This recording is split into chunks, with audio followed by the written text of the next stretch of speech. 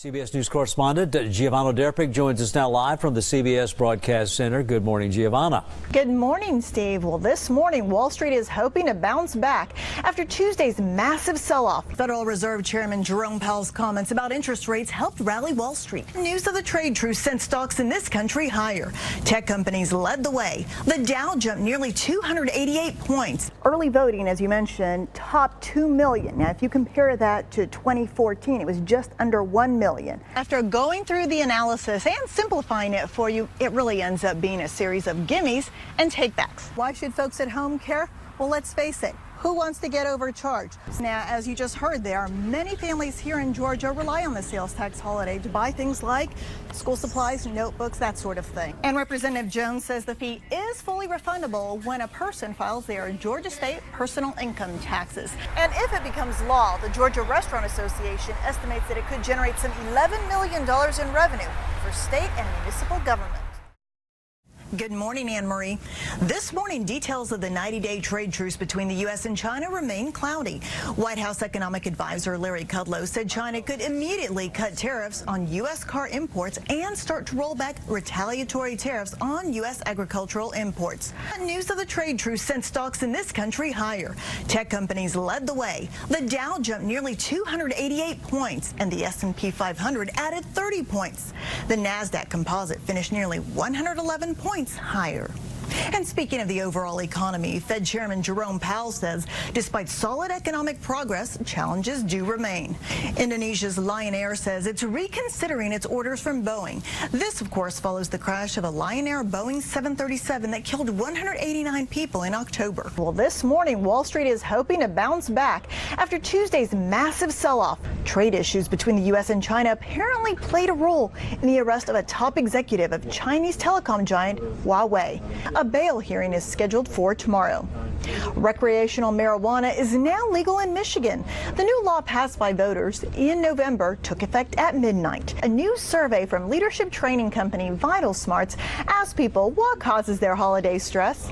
Coming in at number 1, keeping up with everything piling up at year's end. As you can see, we're opening the trading day down more than 379 points at this point. And of course, this follows Tuesday's massive sell-off. We lost 800 points on the Dow, but right now, down more than 371 points. We'll be following that closely throughout the day. Now, in other news, British Parliament released documents showing how Facebook allegedly used users' personal information as a competitive weapon. A nationwide recall of some blood pressure medications has now been expanded. Check your medicine cabinets. Pharmaceutical firm Mylan is pulling the drugs which all have valsartan in their name.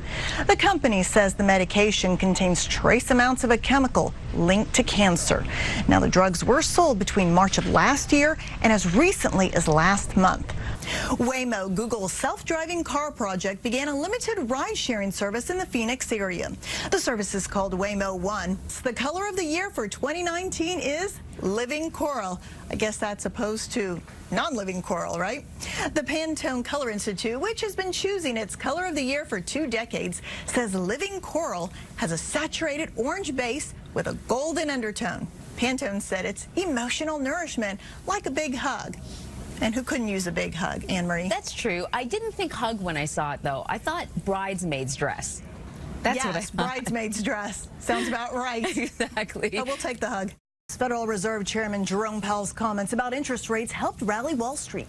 In a speech to the Economic Club of New York yesterday, Powell appeared to suggest the Fed may hold the line on interest rates next year. Of course, President Trump had blamed Powell and the Fed's interest rate hikes for the recent stock market slump. The Dow saw its biggest gains in 8 months, climbing 617 points. The S&P 500 rose 61 points, and the NASDAQ shot up 208 points.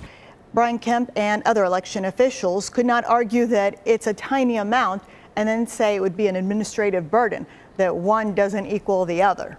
This means that despite what the candidates are doing, those ads, all the money that's being poured into this race and so forth, it's not moving the needle. So what's going to move the needle in one candidate's direction or another in the last 2 weeks? Plus, in Georgia, to win an election outright, you have to win by 50% plus 1. In all of these polls, if you believe them, they haven't gotten that. So that means that November 7th, the day after the midterms, we'll still be talking about this and we'll be going on to the next round the runoff, December Wow. 4th.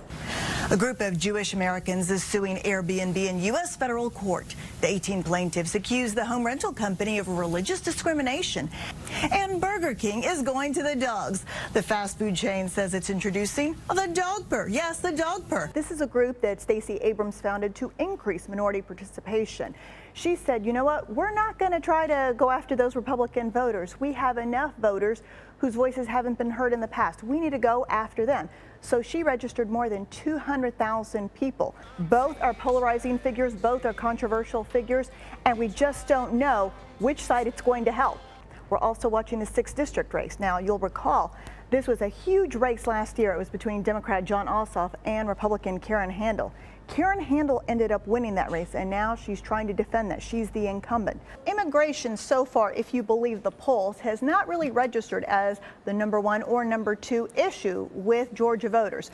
Now, with Kemp's Republican base, they will say it's very important, and Kemp has made it a cornerstone of his campaign, talking about putting Georgians first and that he was going to crack down on illegal immigration. He's talked extensively about that, so he has made it an issue.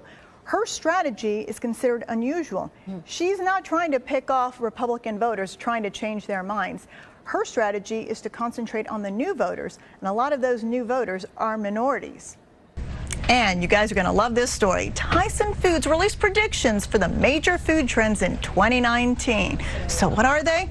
Well, according to the Trend Tellers Council at Tyson, people are looking for personalized foods to promote health and beauty. They also want more information about what's in their food and where it's grown. Reasonable enough, right? Well, another trend topping the list. People are looking for protein in other forms. What kind of forms, you ask? Well, according to Tyson, demand for edible insects could be on the rise. What happened to the protein bar? I guess it's not exciting enough. Oh, yummy. Just down it. I'd rather have a protein With the bar, French if we're being fries. honest here.